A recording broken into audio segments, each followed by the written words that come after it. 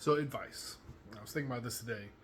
Don't cash out your future for your present. Don't have fun when you're younger to the point where you lose valuable time making something out of yourself. Um,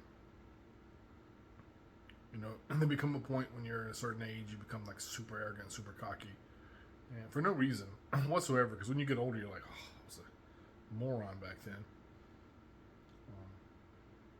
You don't hurt people for no reason. Don't cheat. Don't lie. Hell, if you can, just stay a virgin until you get married. There's nothing. There's there's nothing beneficial to living, to listening to all the noise and following the crowd. If I had it all over again, I would have worked hard, studied hard, stayed a virgin, um, went to church, read the Bible, followed Jesus, had greater boundaries, more respect for myself. Like that's probably the one thing I think a lot of people who are promiscuous, male and female, they don't have respect for themselves. You want to, for men, you have a higher status if you can sleep with more women, but who needs the respect of other men?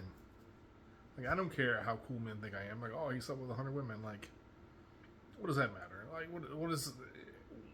It doesn't matter. It's not important. I mean, you risk getting girls pregnant. You risk getting STDs.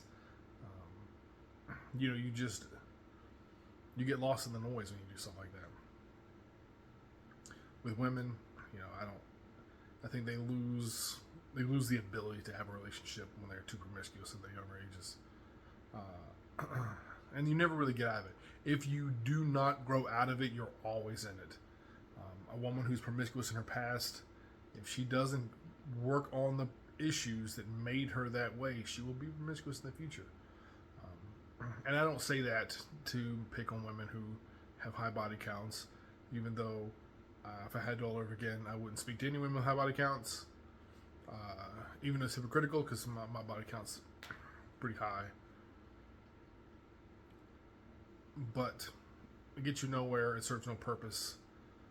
You're better off having an amazing relationship with an amazing person that you love than you are, dating every girl in town. It's more fulfilling and make you happier in the long run.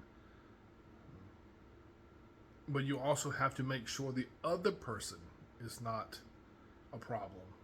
Because sometimes the other person, you could be 100% on board with the marriage, with the relationship, and love them to death and want to spend the rest of your life with them, and they are talking to multiple men behind your back, or they're doing all kinds of things. And I've come to find that if you ignore red flags, you will get punished for that. So never ignore a red flag. Have respect for yourself. And in respect for yourself, you don't just date somebody. You don't date a woman because she's pretty.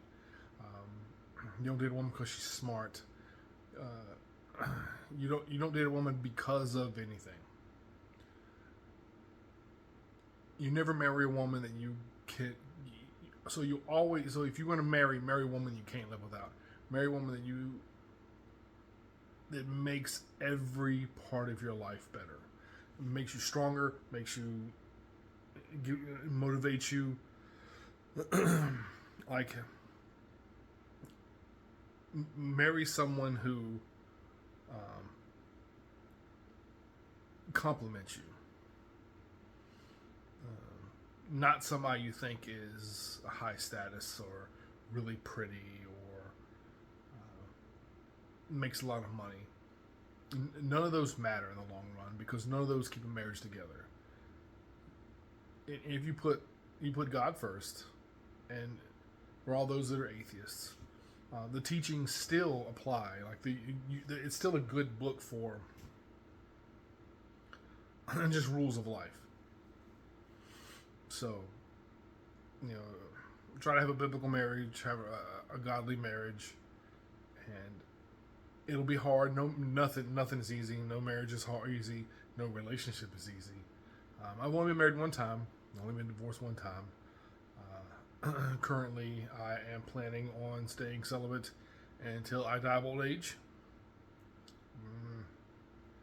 You know, if God sees fit to put somebody else in my path, that'd be great. If not, that's fine. Right now, my main focus is being a great dad, and I'm not listening to the rest of the noise. The world doesn't matter to me. People's opinions don't matter. That's all I have to say. I'll think of something more coherent next time. I think. Try. I might write stuff down so I don't sound like a babbling idiot for like 5 minutes.